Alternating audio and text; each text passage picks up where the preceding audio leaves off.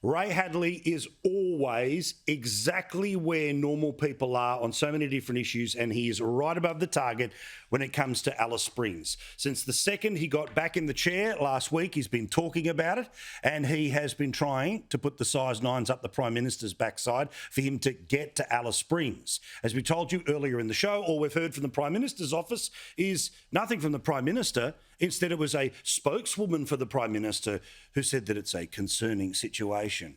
The great man joins us for the first time in 2023. Mr Hadley, hello and Happy New Year. Paul, lovely to be with you. The Prime Minister told me via his office, the same spokeswoman today, that Linda Burney went there in November.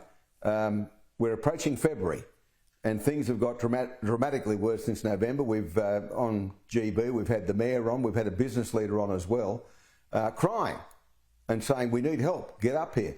I spoke to Liam Mendez from The Australian today, your colleague.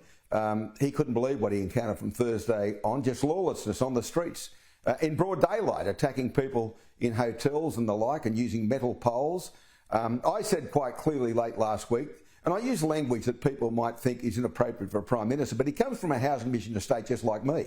I said, get your ass into gear and get up there. Now, he's taken no heed of that, and as you've revealed at the opener of the show, Peter Dutton, the opposition leader, reached out to him, as did Jacinta Price, but Peter Dutton said, look, in a bipartisan way, we'll both travel there and confront what's happening in Alice Springs. That was no way accepted. No, I'm not going. So Dutton says, well, unless the Prime Minister goes, not much point me going. And then remarkably this morning, you know, as is normally the case, they do the rounds of morning TV, the ABC morning program, followed by Sunrise Today or vice versa. Not one question was posed to him about Alice Springs by anyone on those three networks, 9, 7 or the ABC. It's like they live in a vacuum and they don't understand what's happening. It's a war zone out there, a war zone. And we got into Scott Morrison for stupidly going to Hawaii during a fire crisis. Well, we've got a crisis at Alice Springs. And the Prime Minister seems to think a yarn to Bill Gates and selfies with his puppy dog are more important than the poor buggers at Alice Springs who are fighting a war they can't possibly win. Well, and obviously, if this was Annandale in the inner west of Sydney, it'd be every cop car in Sydney would be heading there. There'd be almost rolling coverage of it.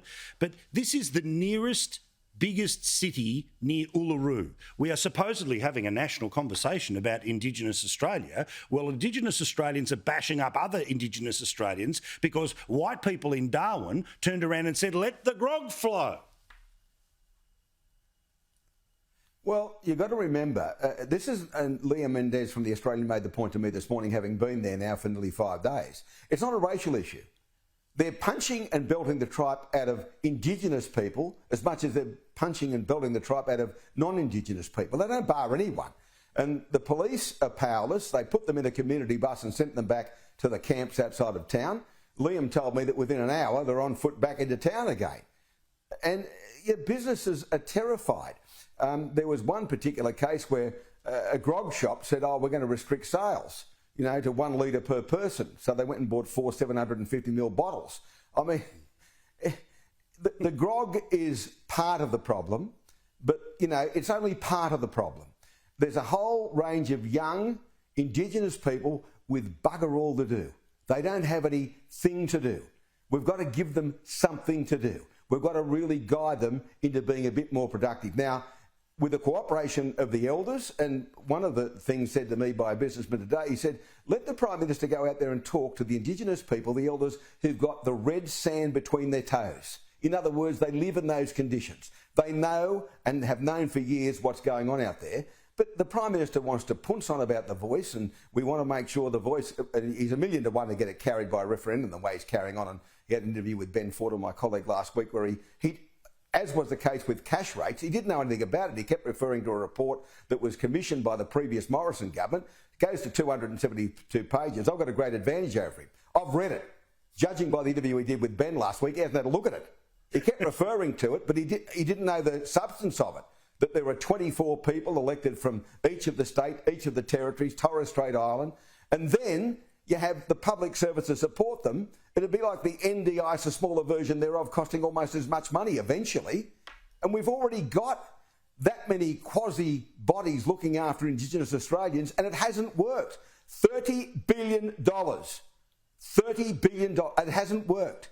We've got to come up with a solution that brings the Indigenous people to the table to make feel better about themselves and feel better about their existence. And this is not about Aboriginals in Redfern. It's not about those who are in his electorate in Marrickville. It's about people living in Alice Springs and the Northern Territory generally, along with rural Aborigines, Indigenous people in New South Wales, Queensland and other parts of Australia. It's about those people, not the urban dwellers. It's about the people in the bush. Well, I agree completely. And just as you say about nothing to do, poverty, right? Lack of employment, all the rest of it, poverty. Again, if this was on the fringes of major cities, it'd be some sort of a discussion. But doesn't it give us an insight to what you mentioned before about all those breakfast shows, right? That people living very comfortable lives who don't possibly want to rock the boat at all are willing to look the other way as the second most famous part of the Northern Territory in terms of cities, Alice Springs, the mayor is out calling for help. Now, you, like me, every time you go into a country area, the one person guaranteed to talk up the area is the local mayor. So when the local mayor is trying to spin a fire alarm, it must be bad. Well, it's worse than bad. They told me today there are people packing up their belongings and moving. I mean, these are people who've lived there for generations and they're moving with relatives. Businesses are shutting down. I mean, it's a crisis.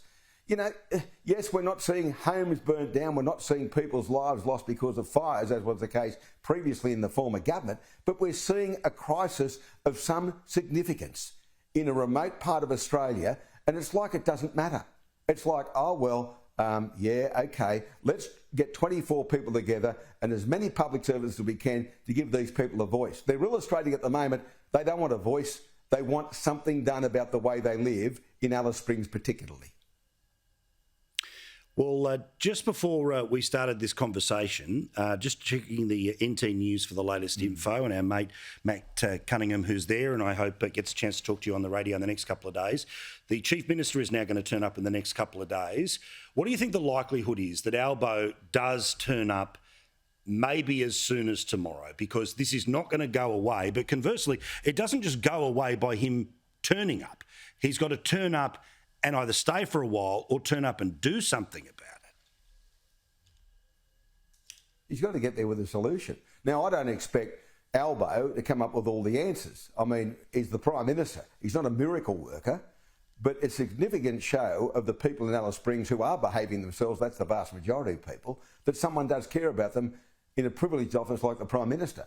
He simply has to go. Now, I mean, I'm hoping there will be pressure. Now that the video's been shown online on this program, it's been shown on The Australian, it's on our website, people start to get some sort of feel for the terror being felt in Alice Springs. I had one of the minders, or one of the spokeswomen, who says, no, Linda was there in November, we won't worry about it for the time, actually says to Anthony Albanese, who is a fair and decent man. I know him particularly well because of my days in calling rugby league, and he's a knockabout. I mean, yes, he's the Prime Minister, but he's a knockabout. He's not a bad bloke. Well, if you're not a bad bloke, and I believe you are, Anthony, get your ass into gear and get to Alice Springs as quickly as you can to show the people of Alice Springs you actually give a continental about what's happening to them.